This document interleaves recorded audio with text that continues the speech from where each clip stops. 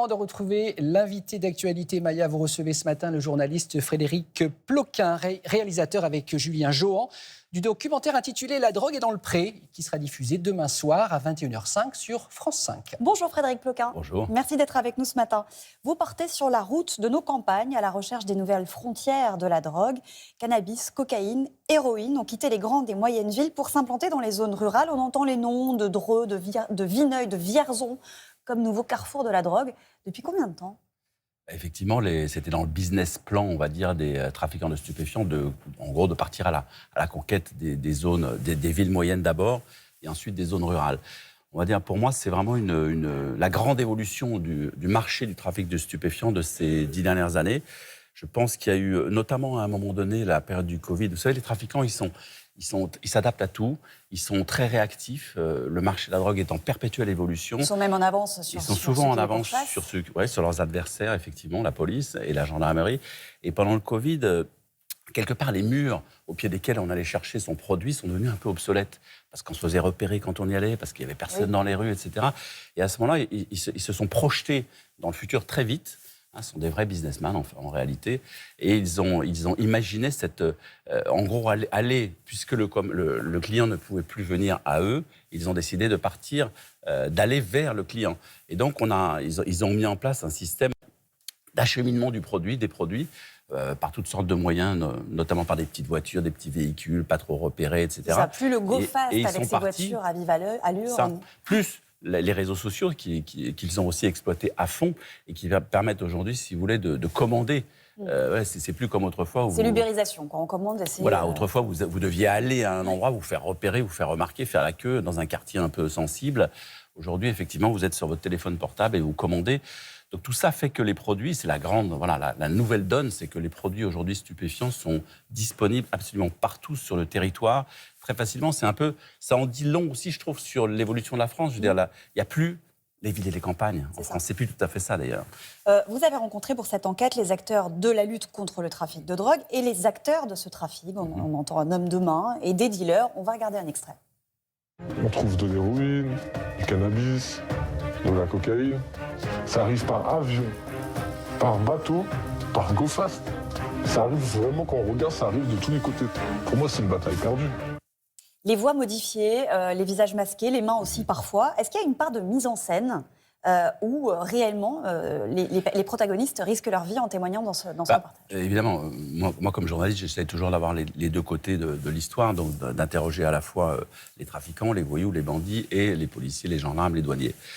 À partir de là, il est clair qu'il y a un certain nombre de policiers qui s'exposent énormément tous les jours, qui font des filatures, etc. Eux, je leur ai proposé également à peu près le même dispositif que pour les trafiquants, c'est-à-dire la cagoule. Pour les protéger, parce qu'ils habitent éventuellement dans des villes moyennes où ils sont facilement repérables, ou bien qu'ils participent régulièrement à des filatures, donc il ne faut pas qu'ils soient démasqués. Et côté voyous, c'était la précaution minimum. Je ne vais pas faire témoigner un trafiquant de stupéfiants actif à visage découvert, sinon je la mets directement dans la gueule du loup. On comprend bien la démarche, mais c'est vrai qu'on a l'impression d'être dans une série qui nous parlerait de narcotrafiquants sud-américains sanguinaires avec des méthodes dures, la mafia. Mais c'est la réalité. Et pourtant, on est avec ce jeune garçon-là, on est avec un profil type. C'est quelqu'un qui vivait dans une cité un peu saturée de la région parisienne, saturée et dangereuse pour lui. Parce que vous avez remarqué que les trafiquants de stupéfiants n'arrêtent pas de s'entretuer.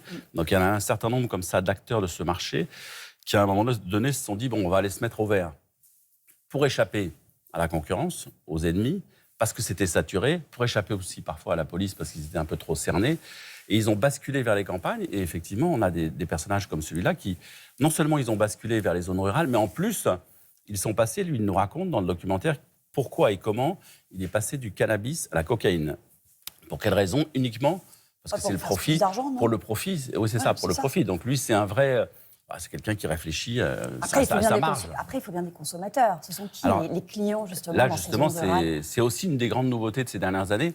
Je pense que notamment l'invasion de la cocaïne un peu partout sur le territoire, elle nous montre que, en gros, ce produit qui était réservé jusque-là à une espèce d'élite urbaine, parisienne, et qui était entre guillemets récréatif. Récréatif. Et finalement, elle a été prise le week-end par les jeunes bobos parisiens, marseillais, ou ailleurs pour aller en boîte de nuit. Mais c'est à ces clients-là qui, finalement, ne prennent de manière que très occasionnellement le produit. Les trafiquants préfèrent des clients réguliers.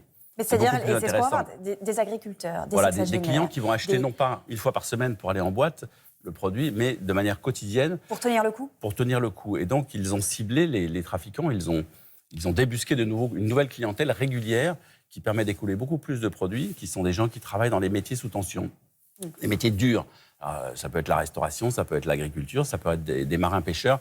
J'en ai rencontré qui ont reconnu prendre ce produit de manière régulière pour tenir la nuit, mais ils n'ont pas voulu témoigner, effectivement, parce qu'ils avaient peur que le bateau soit découvert, d'être reconnu. Mais cette fidélisation d'une nouvelle clientèle est pour les trafiquants pain béni, parce que c'est de l'argent qui tombe quotidiennement. Voilà, vous allez tous les jours, ou même dans le même magasin, finalement, et vous vous rendez compte qu'il y a des garçons comme lui qui arrivent à écouler en une journée, à des semi-grossistes dans la campagne, jusqu'à 1 kilo de cocaïne. C'est assez effrayant, ce qu'on entend et ce qu'on découvre, c'est qu'effectivement la drogue est partout. Est-ce que vous vous attendiez, vous, à ça ? Non, moi j'avais fait un documentaire il y a 4-5 ans pour France Télévisions, pareil, où j'étais allé en Colombie, et où ça se terminait comme ça, le documentaire, où à la fin on avait des trafiquants de stupéfiants français installés en Colombie et colombiens qui disaient « La France, c'est notre Eldorado de demain ». C'était il y a 4 ans. Et là je me suis dit, je vais aller voir si c'est vrai, et qu'est-ce que ça a donné, et comment ils ont fait. Et effectivement, j'ai compris que, d'une certaine manière, ils ont réussi leur coup. Parce que le marché en matière de cocaïne nord-américain, il est saturé depuis longtemps. Donc ça tourne, ça se passe bien, mais il est saturé. Alors qu'en Europe, et notamment en France, il y avait des parts de marché nouvelles à conquérir. Et le résultat, c'est pour ça que j'ai décidé de partir faire cette enquête. Pour 2 raisons. Pour ça, et parce que j'ai vu tout d'un coup qu'il n'y avait plus seulement des règlements de compte à Marseille, à Paris, en région parisienne, auquel, quelque part, le public, malheureusement, s'habitue peu à peu, mais qu'il y avait aujourd'hui...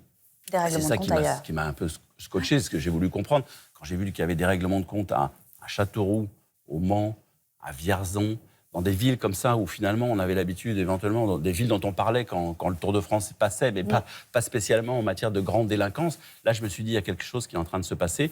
Et effectivement, le règlement de compte est un marqueur de l'évolution de ce marché. Merci beaucoup, Frédéric Ploquin. On rappelle que vous donnez aussi la parole aux gendarmes, aux policiers qui tentent de répondre. Et le 8 septembre, Gérald Darmanin a annoncé la création d'une unité d'investigation nationale pour combattre les trafics sur le modèle des CRS 8. Merci beaucoup d'avoir été avec nous. Je rappelle donc que